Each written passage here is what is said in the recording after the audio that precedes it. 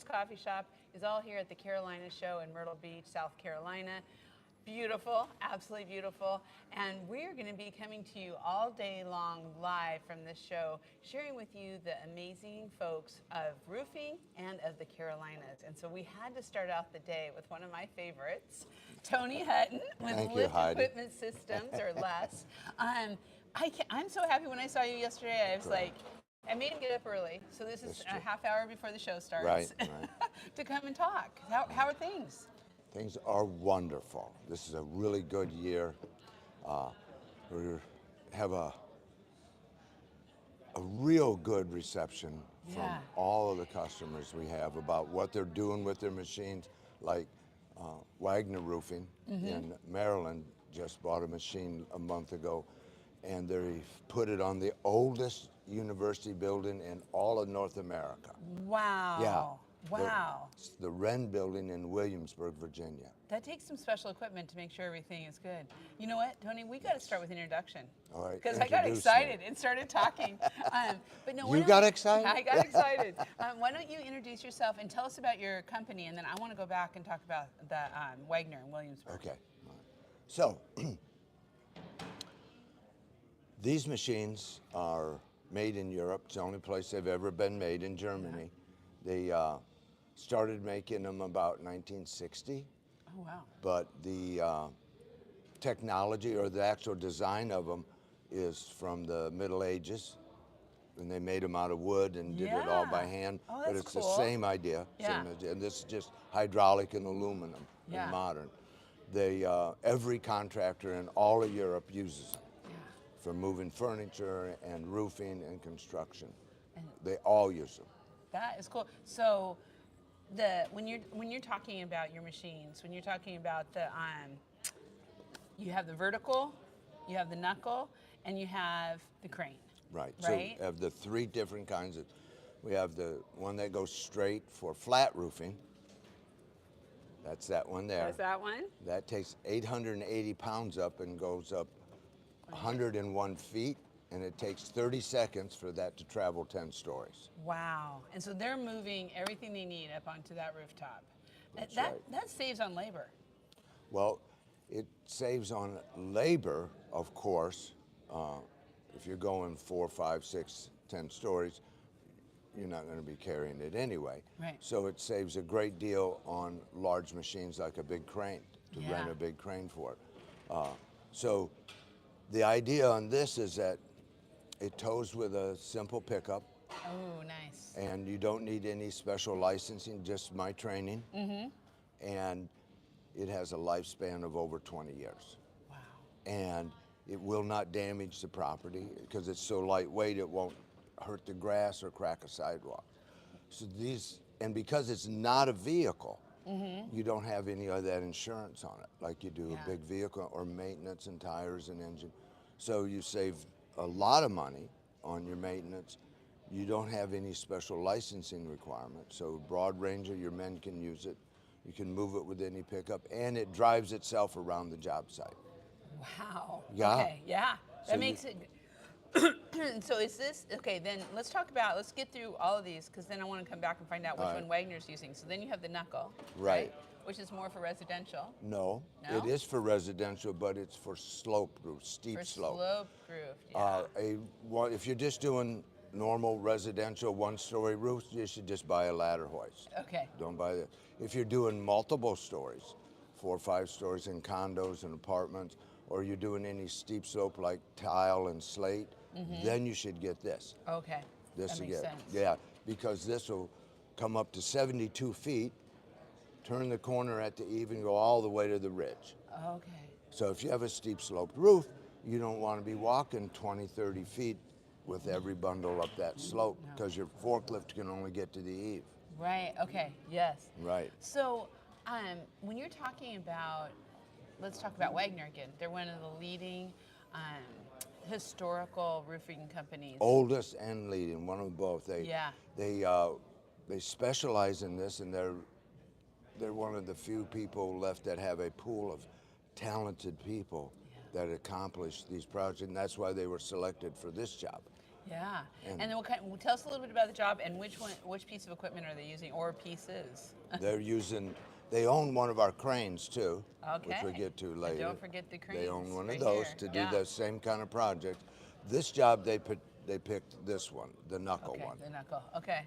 to do this. And the superintendent of that job, that runs the whole job there, he was very excited to see that they brought this in, because this is that kind of job where if you damage it, you can't fix it. You can't replace it.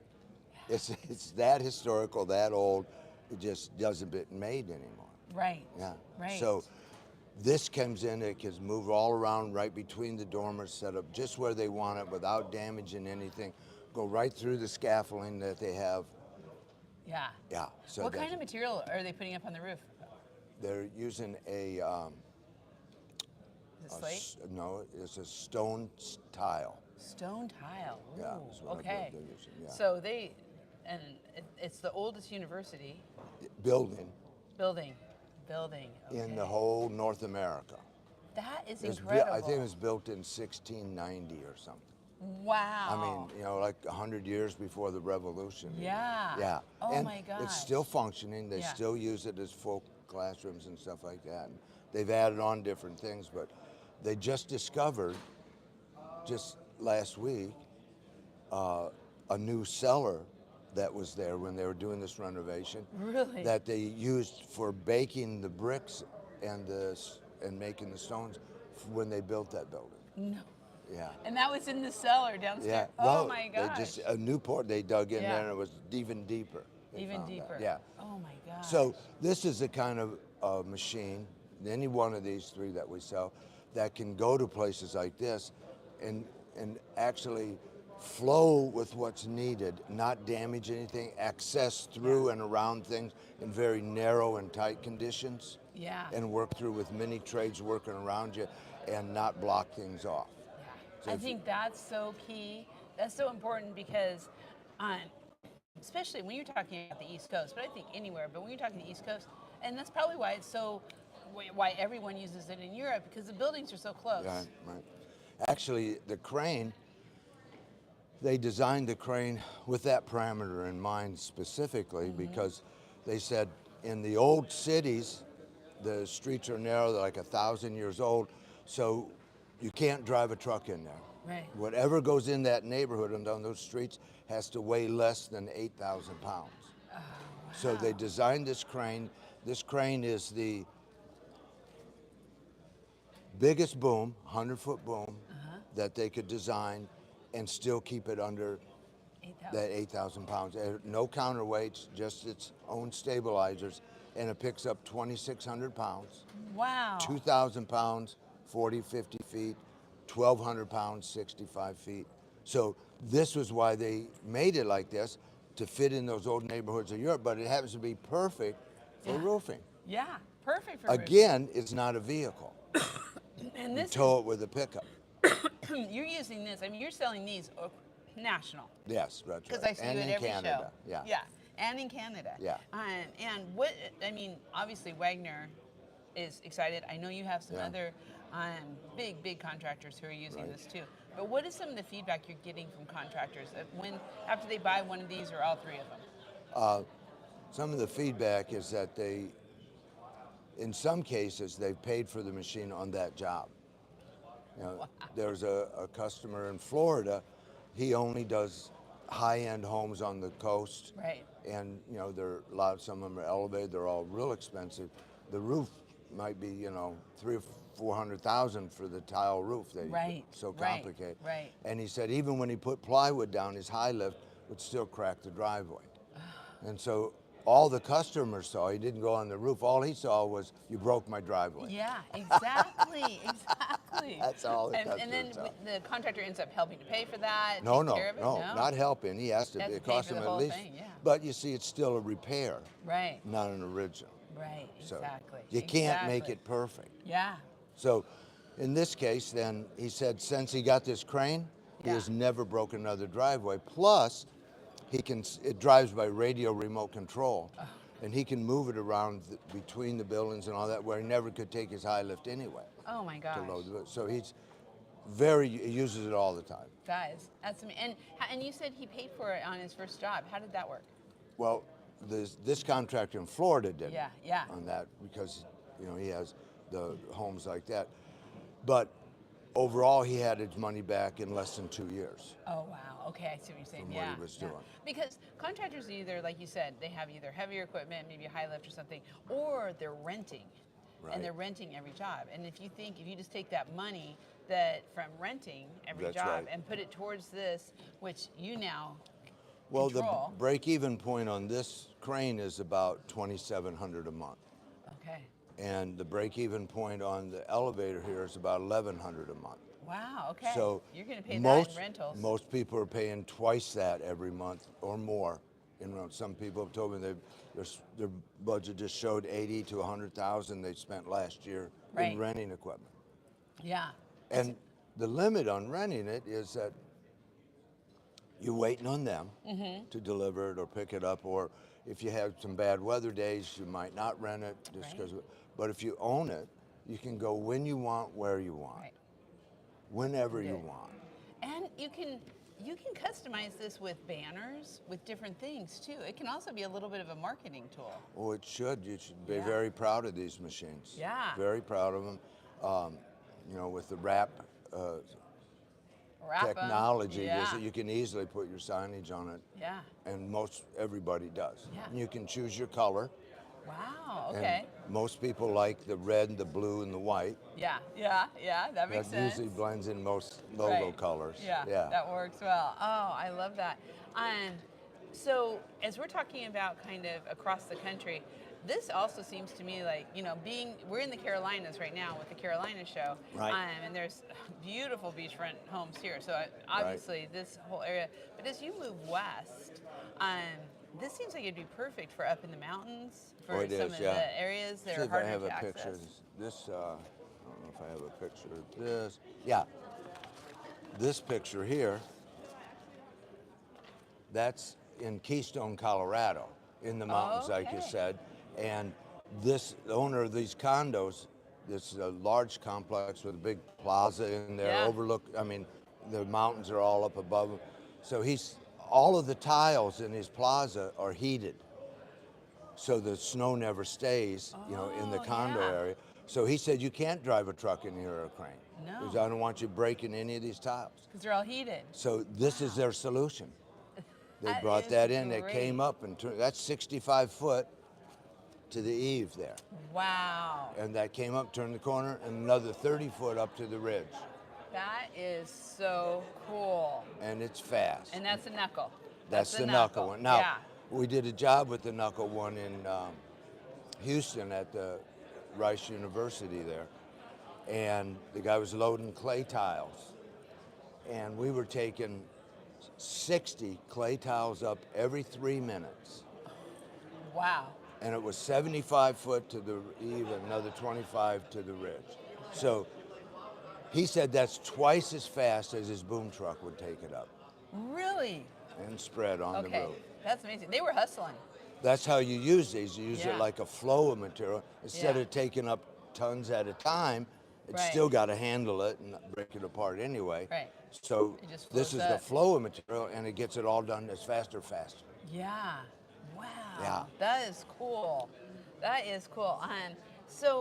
Okay, we are right now in June. Right. But Tony, At the end of June. at the end of June, and I'm kind of scared because the next thing it is August and September, Right. And people are planning for their end of year, and this seems to me that to invest in one of your pieces of equipment is a great way at the end of the year for taxes, right? Do you have a lot of contractors who kind of look at this and say, I'm going to We buy have one a of these? few that do that, but most people buy it because they, not as just a tax write-off, want to buy something for. Yeah. Most people have a bona fide need, an actual, we're going to put this in our fleet, this is integrated. Most people who buy this changes the way they run their production. This changes the way Love they it. bid their jobs. Yeah. This changes the whole culture and profitability of their business. Yeah. It really adds to I their love- ability to do jobs they could never even bid sometimes. Yeah. I love how you say change the culture. Yeah. That, because that really makes a difference. Because do you feel like, and I'm thinking about that because I just love that, thinking about how the production teams, the field workers, our talented roofers out in the field, how they feel when they do have this kind of equipment. They're very grateful for it. Yeah. I mean, because retention is what it's all about right now, Well, right? yes. Keeping your skilled labor. See, a craftsman, Yes. skilled labor craftsman, likes good tools and good equipment, but he also likes to have his job move along smoothly. So it's like, if you want to really ruin a day's production, have some delay for about 30 minutes or 40. And it just sort of kills the whole momentum. Right.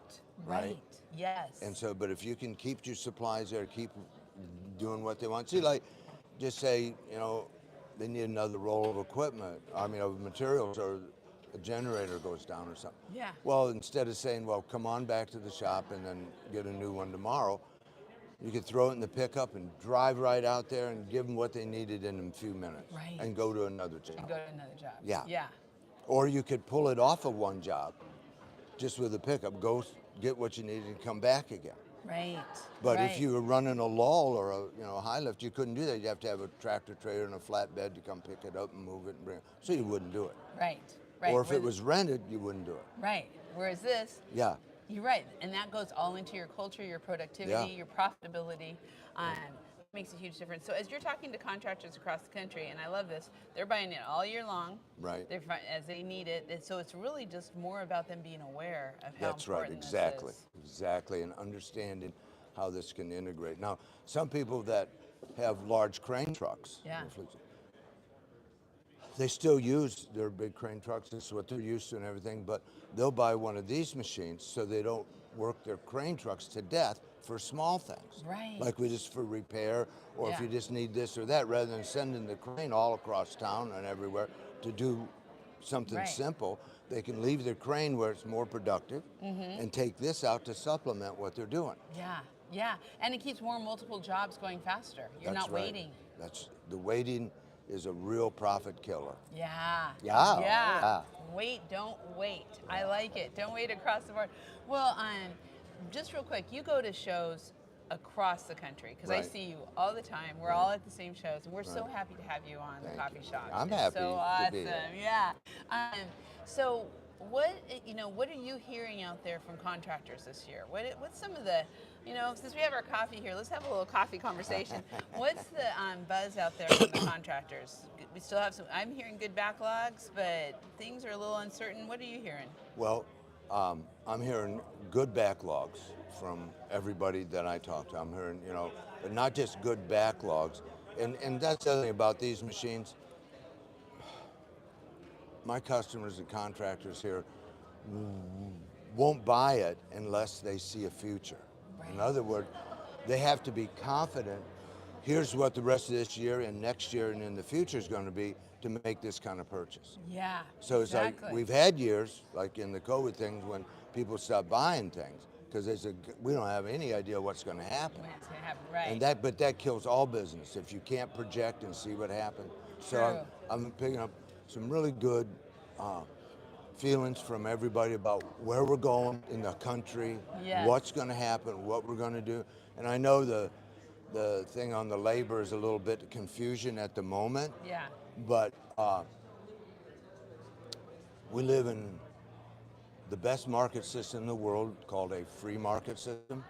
And historically, the free market system has always adjusted to the need. Yeah. Right? And the need. And well, in the Carolinas here. Right. A while back, long time ago, to give you an idea of where the talent can come from, is they did a survey in North Carolina on in the high schools. Who knows anything about roofing? Yeah. Well, not one person in all of the high schools had any idea what roofers do unless their family was in roofing. Right. So, but there's a lot of good opportunities, high-paying opportunities, fulfilling opportunities in roofing. But they don't. They're talked about. Oh, you got to go to college and do this and fly jet airplanes and whatever. But if we were able to make this aware at the high school level, apprenticeship program, this and that, and what's possible on learning how to be an estimator, a salesman, to learn how to be a craftsman on the roof and what it involves and stuff like that. I think that would really help our labor situation. Yes, I do too. You know what? The Roofers Coffee Shop right now is at Skills USA too. Okay, good. Yes, so Skills USA, the big competition for vocational schools across the country. Well, we're here on Metal Coffee Shop today on the YouTube, but if you go over to Roofers Coffee Shop YouTube, not now, but maybe later on, and check it out. Karen and Lauren are over there interviewing students and watching the competitions that are going on there, and they are the future of our industry. So how does a roofer hire one of these kids from the Skill USA? How does he say, come work for me? How does that happen? Such a great question. Get involved. Get involved with your local vocational schools. Get involved with the NRCA, the Yes. National Roofing Contractors Association, which you're a member. Right. We're a member. Get involved with them because they are getting into the vocational schools right now. They're in Skills USA. Every state has them, and this year we have 21. Every state has them now? Every state has them. See, there's our answer, Right. yeah. And so 21 competitors are competing right now as we speak from, Wow. I don't think it's 21 states. Well, maybe it is 21 states. But anyway, we want to be 50 states with 100 competitors, right? So a savvy contractor should be driving over there to that competition and hiring the winner. Yes, they should. And guess who won it last year? Who? A young man who works for Baker Roofing. Oh, really? Yes, Good. Baker Roofing. Right here in Raleigh. Brandon, right here in Raleigh. Yeah. I tell you what, and he's competing. He competed yesterday, okay. trying to go for 2 in a row. Really? Yeah, so we'll Okay. hear. We'll have to watch Okay. today. Somebody So, might hire him away. They better give him a raise. Baker, you better be taking care of that young man. He's pretty special. Yeah, we met his teacher. We met Okay. the contract. The Baker, his mentors for Yeah. Baker were there. Okay. Yeah, great people. Great people. So, well, Tony, I knew Oh, this would one be fun. combination. Okay. Yes. One comment is many people wonder what's the benefit of joining the association, your local association, national, and there's a lot of contractors who aren't members. Right. Right. And this is one of the benefits. Yes. If you join the association and be involved in this, and you can make a difference, but you can get input into your company too. Right. Exactly. And not just national, the Carolinas. Yep. I tell you what, this association is so great. We're so proud to be a part of the Carolinas, and there's so many, your local associations, your regional, and then the national. I agree. It's one of the best things you can do for your business. Yeah. Yeah. It's being a member of the association. Besides this. This is the best thing you can do for your business. Right now. Well, There you go. economically, Yes. yes, Yes, just like, a lot of times people say, how can I improve my company? I've cut costs here, I've done this, I've done that. How can I get a better profit margin? This is the answer. Yeah, it really is. Yeah. It is. This is it. So check it out. Of course, Lift Equipment Systems is on the coffee shops. You can go to the directory, get all the information on the knuckle, on the vertical, and on the crane. This is great stuff. You can get a hold of Tony there. Right. Of course, you can just ask us, and we'll get you right to Tony. So Ask. thank you so much. Thank you, Heidi. I think they're going to be opening pretty soon, so we don't want to keep you from your booth. The noise is increasing. It is increasing. It's going to be a great day here at the Carolinas, so stay tuned. We have Did more you get coming a view of the show? Did Yeah. you? Oh, you already We did? will. We'll Oh, give you a view of that show. Okay.